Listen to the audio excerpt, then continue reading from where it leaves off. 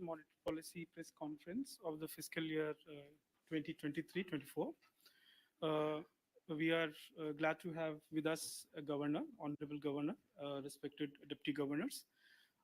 Before we go ahead with the press conference, sir, with your permission, we'll request you to say some opening remarks and then we'll go on with the press conference. Okay. Good afternoon. Good to have all of you here, as in the previous occasions also.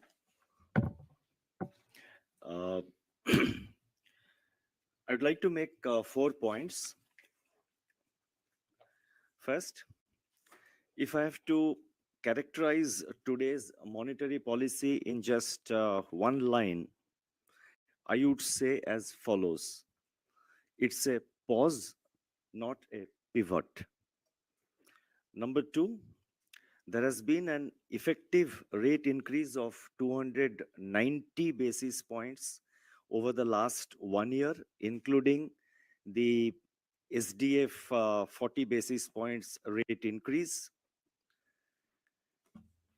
And this 290 basis points increase, in fact, has translated to a monetary policy transmission by way of increase in the overnight call rates. I have given the numbers in my statement.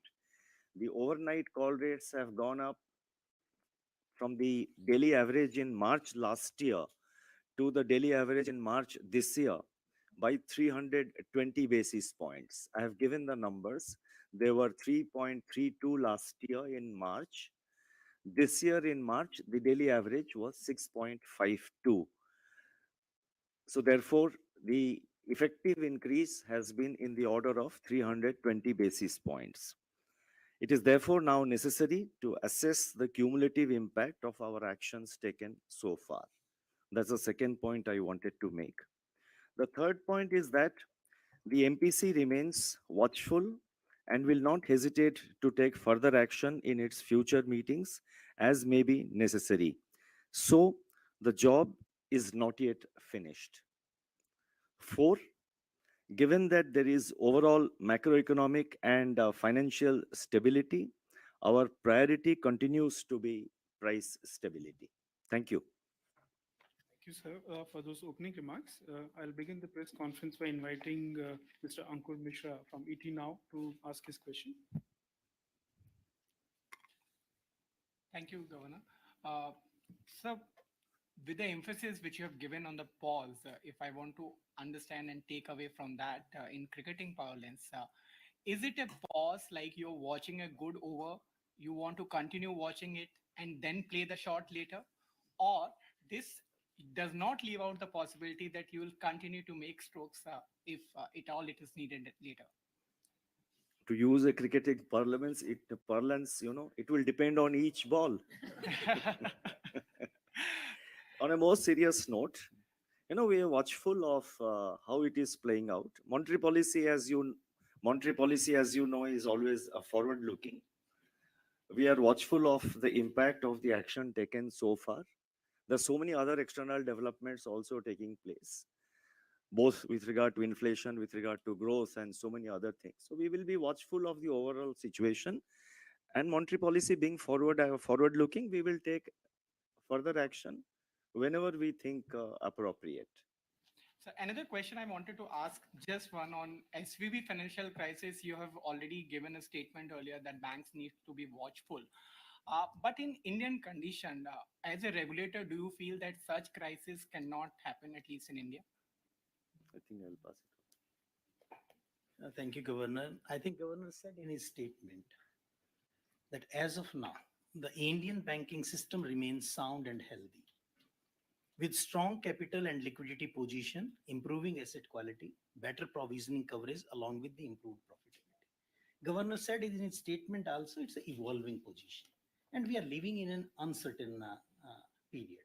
But one thing I would like to add, that the prudential regulation are across the commercial banks are uniformly applied, whether it is SLR, CRR, LCR, NSFR, investment fluctuation reserve, and the stress testing. So there is no differentiation just because of the sheer size of the asset of the bank. Thank you, sirs. I'll move on to Mr. Laltendu Mishra from the Hindu. Thank you, Governor, for taking my question. Sir, the RBI is using data to decide whether to increase rates or take a pause. You are taking a pause, it's a great thing.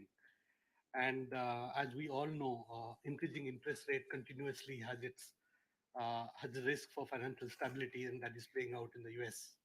So my question is to you, sir, is that at what point in terms of data will the RBI concede that using interest rate alone to tackle inflation has its own limits? Thank you, sir. I would request Dr. Patra to take that. First of all, in the fight against inflation, interest rates alone have not been used. They have been used in conjunction with supply side measures because alongside demand pressures, there have been multiple shocks, overlapping shocks from the supply side. So first of all, that's the fact. Then we have an assignment where regulatory macroprudential policies are assigned to financial stability. So they are separate tools which ensure that banks are sufficiently buffered against the kind of shocks that you saw. Thank you, sir. I'll move on to Ms. Lata Venkatesh from CNBC TV 18. Thank you, Yogesh. Governor, I have just a set of questions on inflation. Now, if inflation proceeds as per the Reserve Bank's statement, then will you still have to hike, or is it a pause? And going on to, if that is the assumption, 5.2 is the Q4 inflation. So your real positive rate becomes 130 basis. Is that the comfort zone? If it is, then for FY24-25, the MPR says your range is between 4.7 and 4.4. So technically, in a few months, you should be cutting, because otherwise you will be 200 basis points real rates. Is that the way we should understand it? But first, if it evolves as per trajectory, is there no hike needed? The average inflation we have given for the current year is 5.2%, and our target is 4%. Given the confluence of factors which prevail today, I have said it in my statement also, given the confluence of factors which prevail as of today, we have taken this policy decision in today's meeting. Our target is 4%. And if you see the monetary policy's withdrawal of accommodation, it says to progressively align with the target. So therefore, we have to always keep in mind that 4% is the target, and we will work towards that. Beyond that, it would not be possible for me, with so many uncertainties remaining, it's not possible for me to make certain assumptions and say that if these assumptions work out, I will act accordingly, because there may be so many other developments also happening. And in an extremely uncertain environment like the one we have today, I mean, just last week, you had the OPEC plus cut, and I have referred to it, with so many other developments taking all over. And given the, the heightened uncertainty, I would not like to commit myself to, if this happens, I will do this. I would rather wait.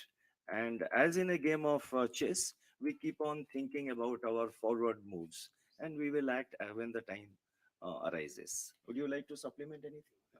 Just a word on. No, I think. Yes, sure, please. Yeah, just to supplement, we had this conversation in the last meeting. Mike. Where you raised a similar question. I would like to add to Governor's remarks by saying that relative to last meeting, we are much better off. If you recall, at that time we were 0.9 percentage points above the 4 quarters ahead rate. Today we are 1.3 percentage points. So economic theory says that if you are a disinflationary central bank, you should react more than proportionally to the change in inflation. And we have achieved that in this meeting. Okay, so Sir, just a word Lata, on growth. maybe we can come back later. I'll just We'll move come on back. to others. I'll invite Mr. Ben Jose from PTI to ask his question. Just switch off the mic, please. Good morning, Governor. Ben here. While everybody has have a lower forecast for growth, you have increased the growth forecast by 10 basis points. What is the rationale for that? RBI and there have been calls by certain analysts that okay, RBI have to decouple from the US Fed when it comes to monetary policy. Is this the beginning of that decoupling? Beginning of? Decoupling from the Fed policy rate.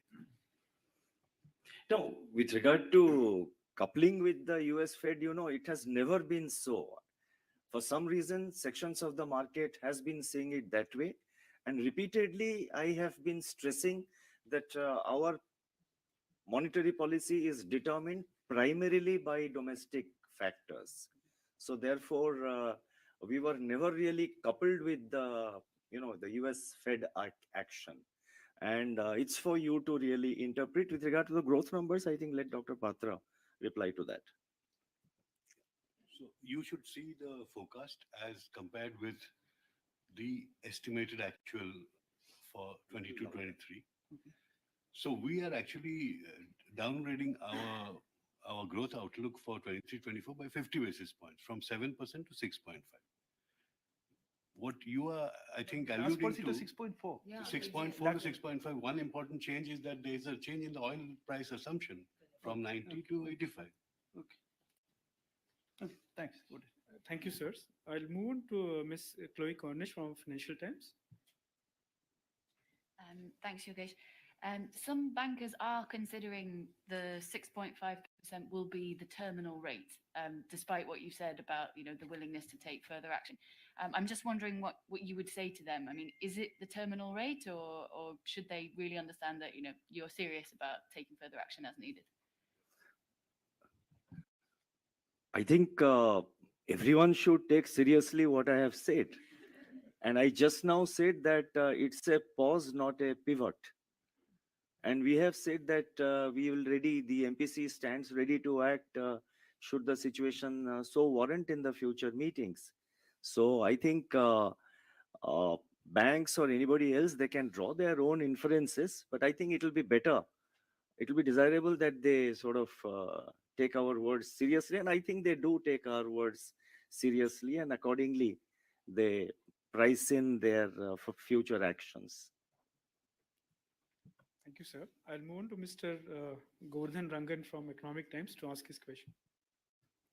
So good afternoon, Governor. You mentioned about the OPEC decision that has actually caused the volatility. But if you look at that statement, you have actually decreased the crude oil price assumption from what it was in the past. Plus, your action and the forecast, like for the first time you used the phrase that for this meeting only, which I don't think which you have ever used in the past. So your forecast and your actions are kind of appears to be a bit contradictory or contrasting. How does one read all this projection which takes the inflation down, but at the same time saying that this is not a pause? In the sense we are not going to stop here. How does it add up? You see, $85 per barrel is the average for the whole year. Today, the prices have gone up to 85, and they are now, I think, morning, they were just little below $85 per barrel. But this assumption is for the whole year, and the year has just started. So therefore, we have to wait and see. And we have reasons to believe that it will be around the assumption which we have made. That is at $85. And what is the other one you said? So about that, for this meeting only, you use the phrase which we want to emphasize and drive home the point, what I said just now, that it is a pause in this meeting. Don't take it as a pause for several meetings in the future or for all times to come. But take it as a pause only for this meeting. But all your forecasts, whether it is inflation or the real positive rates, growth forecast, so everything points to a fact that it could be a bit longer than this one meeting alone. Let us see. I think the future will decide. Monetary policy is forward-looking, as I said. So we will wait for we will make our analysis about the evolving outlook and take a decision. Beyond that, I don't think I would like to tie myself up and tie myself down to any specific, commitments. Thank you, sir. I'll move on to Ms. Swati Khandelwal from Zee Business News. सबसे पहले जो आपने कहा वो बहुत clearly establish कर रहा है कि आरबीआई विल बी वॉचफुल, आप सब कुछ कॉशियस होकर टाइमली इंटरवीन करेंगे जब जरूरत होगी. लेकिन आपने ये भी एडमिट किया है that global challenges are pretty big और उसके चलते हम ओपेक में देख रहे हैं अब cutting production is beginning again. आपने जीडीपी फोरकास्ट ग्रोथ को बढ़ाया है डिस्पाइट दैट. तो are you over optimistic about this, and अगर ये चैलेंजेस रहेंगे तो फिर ये टारगेट कैसे मीट होगा sir? I mean, we have given our forecasts. It's for you to interpret whether we are over optimistic, but we are always prudent in our approach. As a central bank, the Reserve Bank is always prudent and always on the conservative side, like any other central bank. And at this point of time, we do believe that these are likely the numbers, and we have come out with that. And the underlying, the growth momentum also at the moment I have explained in my statement that the high frequency indicators and the economic activity continues to be resilient. And as the Deputy Governor just mentioned, current year growth is 7%. So next year we are reducing it to 7.5%. Sorry, 6.5%. From 7, we are reducing it to 6.5.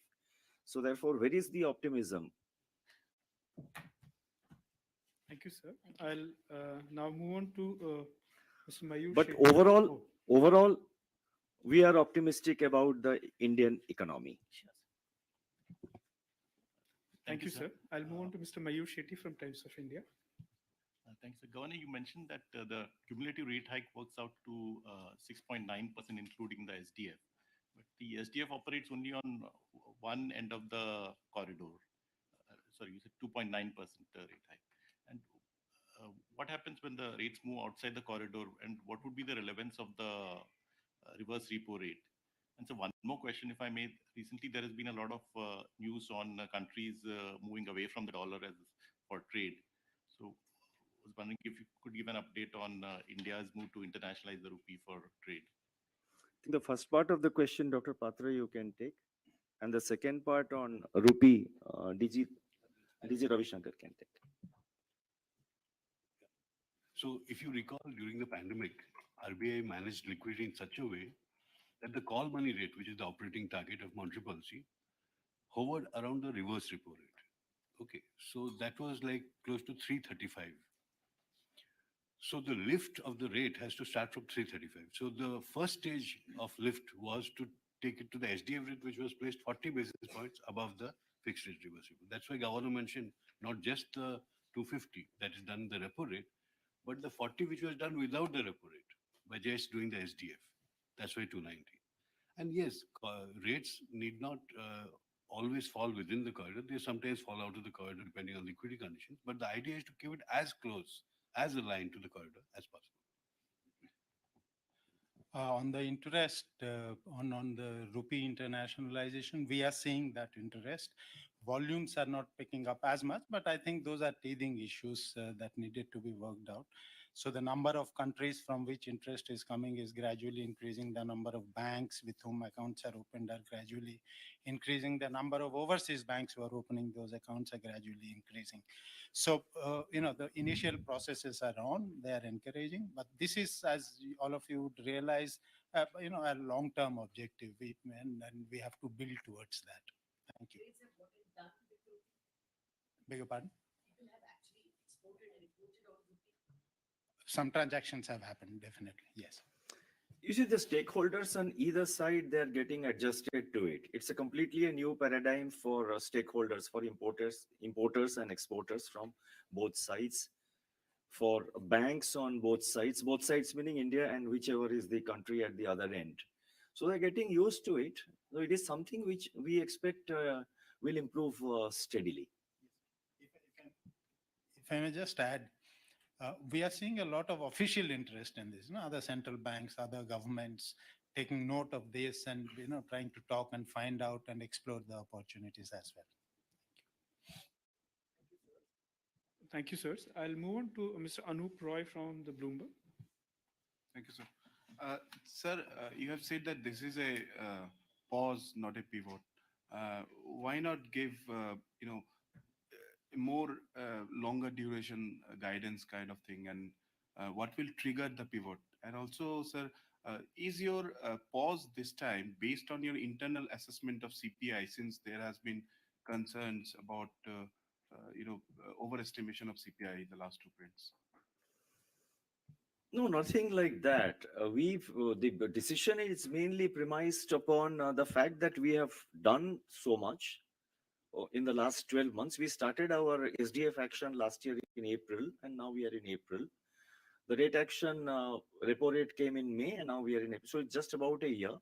So we felt that it's now time to assess the cumulative impact of the actions which we have taken so far.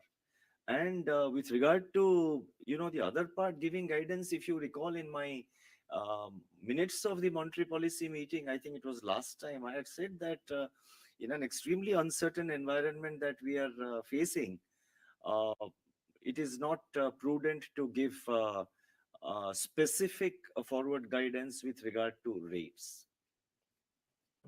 Thank you, sir. I'll Sir, move to- about that CPI thing, sorry. Okay. CPI? Is your pause based on the CPI, your internal assessment of CPI? CPI is the domain of NSO. We have brought to public sensitivity the issues therein, that if there is no price, there should be no, it should not be an issue of how missing, like when mangoes go out of season. There is no mango price quoted. So that should have been the approach. That's all we're saying. We are not going to tamper with CPI or assume that it will change methodology or anything like that. We take it as it is. Thank you, sirs. Mr. Manojit Saha from Business Standard. Thank you. You have said that on the stance, because there is a lot of discussion on the stance in the market also. You said the overall inflation is above the target, and given the current level, the present policy rate can be still be regarded as accommodative. Does that mean that until and unless inflation comes to 4%, there is no question of changing the stance to neutral? Because neutral stance could be interpreted as a dovish signal. That is one. The second is the inflation, domestic inflation depends on the pump prices. Does it give you the satisfaction that since pump prices are not responsive to the crude prices of 85 or 90, so a sharp increase from 85 to 90 to 95, even 100, the pump prices may not change because it has not changed when it was 70. So does that give you the comfort that even if there is a shock, that your inflation projections will not change much? So just to answer your question in specific terms, this stance is valid up to 10 a.m. June 8, 2023. At that time, the governor will give you the results of our review of the whole situation, including forward-looking indicators. What was your second question? The pump price. Yeah. Pump prices. As you know, some time ago, the government decided to link pump prices with international prices. Okay, but that mechanism is now not in operation. So giving you this sense gives you the sense of the under recovery of oil marketing companies, the likely hidden inflation, which can surface if it is aligned again. But it's just to give the public that awareness that there is this difference there. And just to supplement one more point, when you make a certain assumption about the crude oil price, it basically reflects that your import bill for oil will go down, and consequently oil import in value terms will go down. So to that extent, the net exports also get impacted, and net exports, is an important component of calculating our GDP growth. So therefore, we do take, we make certain assumptions about the crude oil prices. Thank you, sirs. Before I invite the next participant to ask question, request limit yourself to one question, and if we have time, we will go for another. So I'll invite Anushka Kayastha from Hindu Business Line to ask a question. Mike. Good afternoon. The RBI has been asking banks to make additional provisions for top exposures. I wanted to understand, rather than leaving it at the discretion of banks, are you possibly considering a provisioning buffer to ensure there's an adequate and uniform provision buffer that banks have, especially given the transition to ECL? And a second quick question, if you'll allow me. The proposal for pre-sanctioned credit lines on UPI is very similar to the BNPL model. Is the RBI warming up to the model, and how will integrating it with the UPI network sort of help avoid the issues of the past? Thank you. DG Rajesh.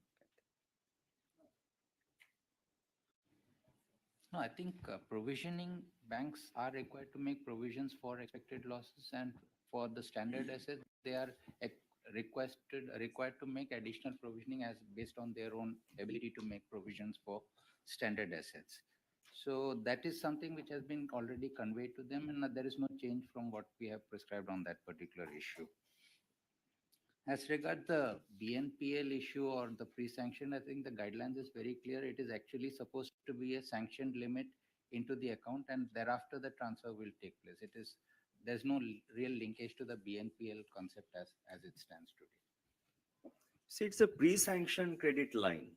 That means the credit line has been sanctioned by the bank, and the customer can now operate it through the UPI. That's all that we have said. Ravi Shankar, you want to add something?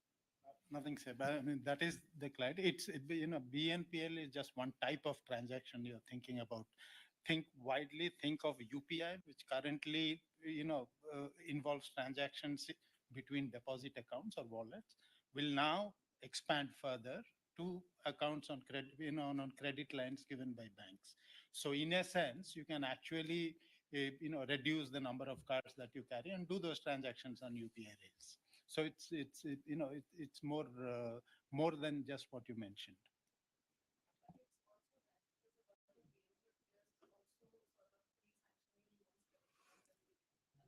I think the discussions we can, have it in the offline mode. Yeah. Thank you, sirs. I'll move on to Mr. Piyush Shukla from Financial Express. Good afternoon, Governor, sir. Thank you, Yogesh, for taking the question. I actually wanted to talk to you a little bit about AT1 bonds. A lot of AT1 bonds have been presently issued by PSU banks. And after the Credit Suisse crisis, again, there was a debate on the sustainability of such instruments. So are we looking to provide some sort of feedback to lenders, especially the private ones, on their exposure to such bonds, number one? And if you could also tell us a little bit on the approach, sir, Deputy Governor recently spoke about SRO being formed for fintechs. So what is the, I believe FACE has also come up with a proposal to the RBI for creating a SRO for fintechs.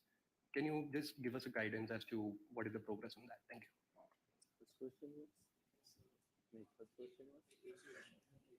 The AT1 bonds ecosystem in India remains quite robust, quite stable, and it is a part of the Basel regulations, and we have adopted that in our country also. And there is nothing more really I would like to say with regard to AT1.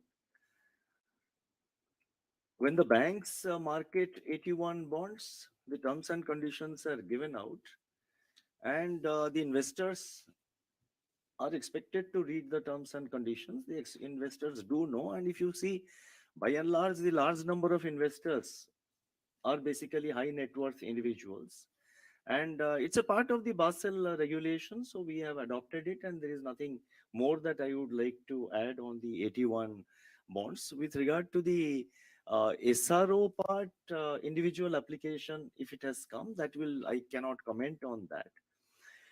You see, as a regulator, we also, have been from this, not the first time we have talked about, SRO facility. We expect the sector itself, the regulated entities themselves, to take certain ownership and to decide certain micro aspects of going about their business. There are certain things which we prescribe on a regulatory level, at the macro level. At the micro level, we would like the SROs to play a more proactive role. Would you like to add anything, DG Rajeshwar Rao? No, I think Governor has covered it, so I don't. Yeah. Thank you, sirs. I'll move on to Mr. Pankaj Ahir from The Informist. Thank you. Governor, sir, with the MPC taking a pause on rate hikes, do we now see the RBI's monetary policy playing out more through the liquidity channel? That is one. And relatedly, 5.3 prediction of inflation, which is there in the public domain now, does the RBI somewhere fear that perhaps core will align to headline rather than the other way around? Sorry? Sorry, will headline align to core rather than the other way around? Core has been stubborn for quite some time and seems to be driven more by supply side as No, our decision is until the next meeting. So that's standard practice among central banks everywhere. So you will hear our review then. As far as core and headline are concerned, we also have done a lot of research, and we find that actually headline aligns to core over a period of time. But it depends on specific circumstances. Like if there is abundant liquidity, headline aligns with core. But if there is a liquidity shortage, then it happens the other way around. Our sense is that both will moderate towards the 4% target. Would you like to give a time frame for that? Broadly. Until the next meeting. Thank you, sir. I'll move on to Mr. Hitesh Vyas from the Indian Express. Hi, sir. Good afternoon. Just wanted to check about new umbrella entity. Last February, you had said that evaluation process was on, but there has been no announcement. Just want to know why is there a delay in granting the license? Yeah, we have had a look at the applications. You see, the objective was to introduce, through the new umbrella entity mechanism, introduce some innovative infrastructural value add facility into the system, because our digital ecosystem, as you know, is already, quite active, quite innovative.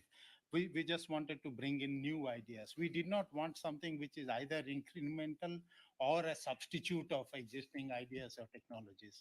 Now, of the proposals that we have received, we did not see, we did not quite see any innovative or infrastructural solution that had come up. So, so that's where it lies at this point. Thank you, sir. I'll invite Mr. Sachin Kumar from New Indian Express to ask his question. Hi, sir. Good morning. You have mentioned in your speech that RBI is looking for a durable decline in inflation. So if you can please elaborate on how much fall in inflation will qualify as durable? You see, durable means that it has to be a sustainable decline, not that one off in 1 or 2 months it goes down and again it goes up. So durable means on a sustained basis, inflation should go down and progressively align with the target. These are the exact words which we have used. So we will wait. We will see how it moves towards the target of 4%. Idea is to take it closer to the 4% target. Right. Thanks. Thank you, sir. I'll move to Mr. Shishir Shela from Doordarshan. Hi, sir. Shishir here. So just want your comment on the recent development where the RBI, where the IMF said that India has taken a good move as far as the digital payments are concerned. So just want to, also it's quite important because you have taken a decision today also as far as the great lines are concerned through UPI. So want your comment on that, that what probably the future scope of digital payment in India that probably in pipeline, probably RBI is thinking of. You see, digital payments have come to stay. And in the last few years, I think in the digital payment space, India has made phenomenal progress. During the last finance ministers, central governors G20 meeting at Bangalore, we showcased various aspects of our digital payments, including the UPI, the CBDC. UPI, we had also just launched before, a few days before the Bangalore meeting, we had just launched this facility of enabling travelers from foreign countries to also utilize the UPI to make local payments, even though they did not possess, even though they do not have bank accounts in India. The linkage with Singapore Pay Now and RBI's UPI had just been also launched 4 or 5 days before the G20 finance ministers and central bank governors meeting that evinced a lot of interest.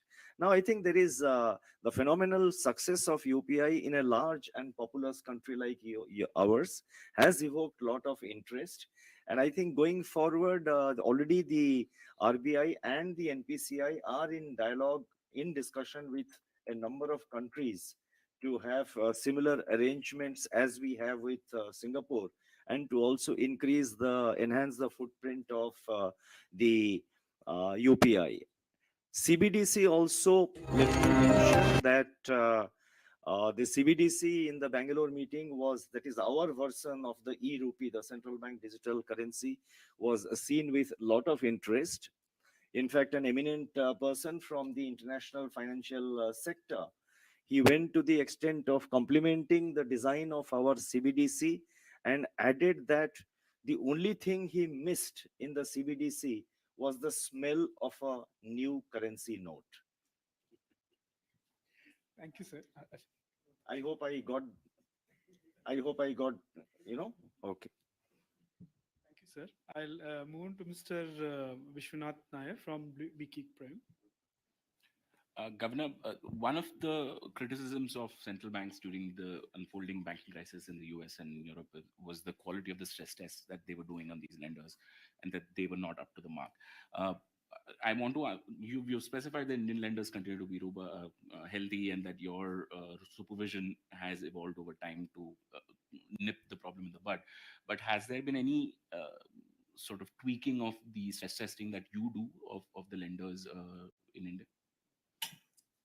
I think you can take the question, you can supplement.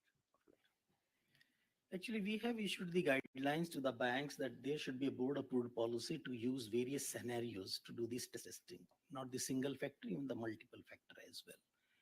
As part of the FSU, the Financial Stability Unit, and the FSR Financial Stability Report, we do use various techniques to the stress testing. In supervision also, we are keeping on stress testing of the entire portfolio on various parameters, not only the single parameter. So we do evaluate on various parameters. It's not basically required to be changed, because whatever parameters were required, those have already been factored this present situation as well, like interest rate risk in banking book. So those kind of things are already part of our regular stress testing exercise. So if you've noticed in the financial stability report, we do a exercise called interconnectedness, how interconnected system and how contagion can spread. So we do what is called this solvency contagion analysis, which we recently revisited, and we find that if we take the NBFCs with the maximum potential to cause losses, and there is an idiosyncratic failure of those NBFCs, there will be losses to the banking system, but no bank will go below the minimum capital requirement. Thank you, sirs. I'll move on to Ms. Swati Bhatt Shete from Reuters. Thank you, sir. I had two very small questions. I mean, one was the withdrawal of liquidity. You said that it would be a multi-year approach. So I just wanted to understand if we would achieve the withdrawal of liquidity that you envisaged by the end of this fiscal year, by the end of FY24. And so you had said previously that the 4% target on inflation would be met in the next fiscal year. As per your internal projections, does that still hold after the pause today? Thank you. So taking your second question first, the forecasts are all the information that we have put into that thing, and we do inflation forecast targeting. In the next round of our review, we will factor in the impact of this move, today's move. The moves so far have started to take effect. As you can see, credit is slowing. Rate-sensitive sectors are already showing the impact of monetary policy. Now, as we progress with this cumulative action, it is possible that the forecast path will change towards the 4%, which we hope. And that is what we will review in the next meeting. As of now, does it still get achieved in FY25 or does it not? Yeah, the baseline forecast suggests that we will reach to 5.2 by the end of this year. Okay. Absent today's action. Okay. Okay.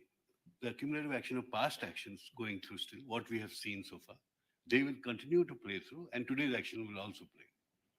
So it might change the path of the inflation rate in the next meeting. Thank you, sir. I'll. You didn't answer, sir. On the liquidity, will you achieve the withdrawal by end of FY24? Actually, liquidity has already flipped. If you notice, we are already into repo transactions.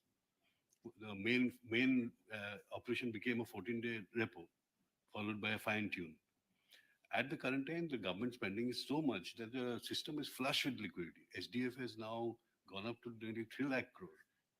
So we will see as it goes. Thank you, sir. I'll move on to Mr. Roysuke Hanada from Nikkei. Hello. Good afternoon. The next week, the spring meet will be held in Washington, and I understand the governor is going to attend it.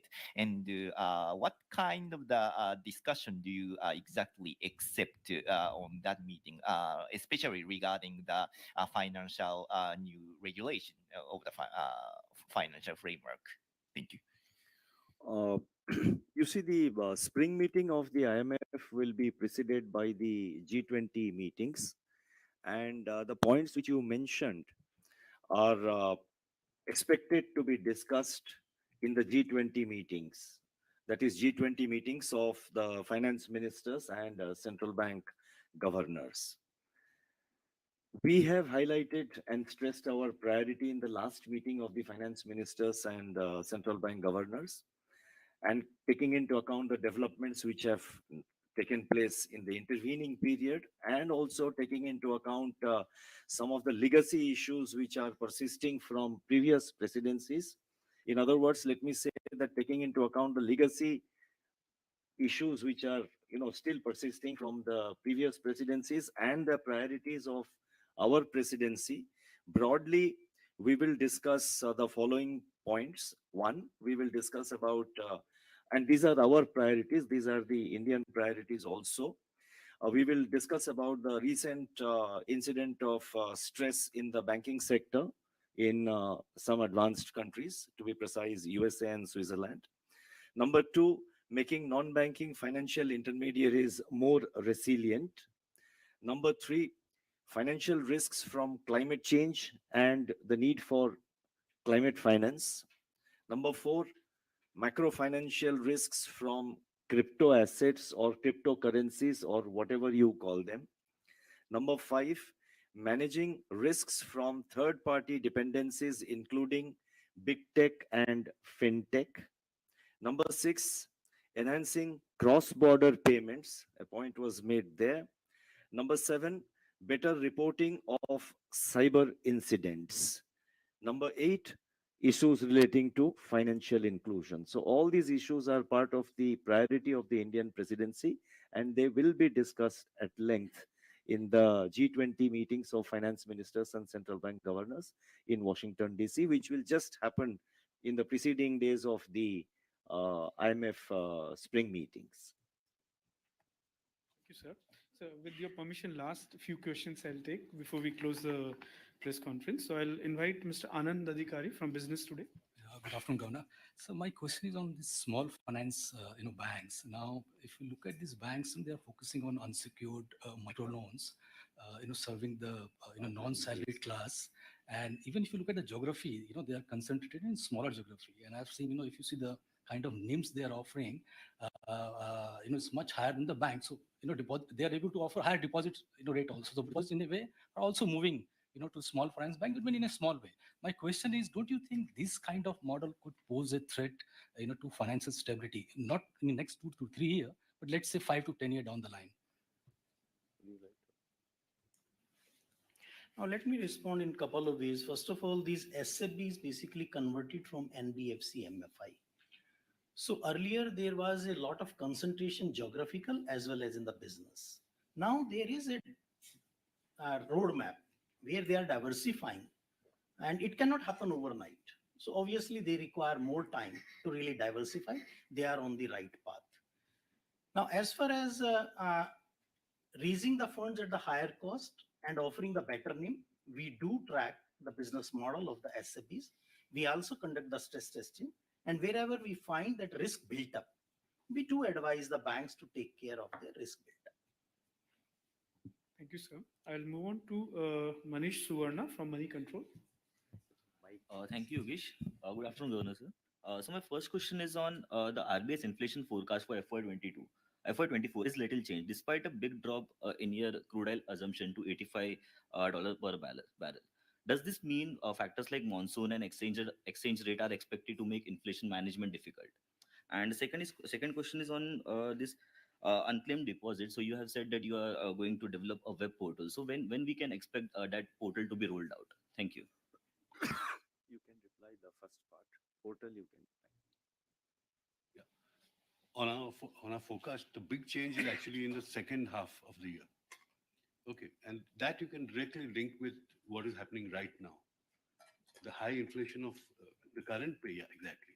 Well, that's why I pointed out that there is going to be a base effect playing. Because of high inflation now, you will get a favorable impact then. That is what has changed between February and today, because we got a print in between. Regarding the portal one, of course, it's for the unclaimed deposits and accounts which are transferred to the DA fund, which is maintained by RBI. And we expect the portal to be ready in about 3 to 4 months' time. Thank you, sir. The last question to the Mint. Good afternoon, Governor. My question is with respect to transmission of rates through the banking system. There seems to be a disparity in the way the transmission is happening with most of the public sector banks, maybe 50% of their loans linked to the MCLR, whereas private sector, you see 50% linked to the EBLR. This is, which means that the rate at which the corporates, the rate of hikes that the corporate loans are getting priced at is much slower than the rate at which the price hikes are getting priced in for the retail loans. Do you think now this is the time for a sunset clause for MCLR? Because this is certainly a disparity between the corporate loans and the retail loans. No, I think point which you make is the MCLR, the reset between the borrower and bank normally takes place at an interval of at least once in a year. So to that extent, the transmission may be slightly delayed. That is a point which can be noted. But having said that, I don't think there's any proposal being considered at this point to, what do you call, provide a sunset clause for the MCLR. Thank you, sir. With this, we come to the closure of the post-monetary policy if time permits. We have exceeded by 20 minutes of my scheduled time. So thank you everyone for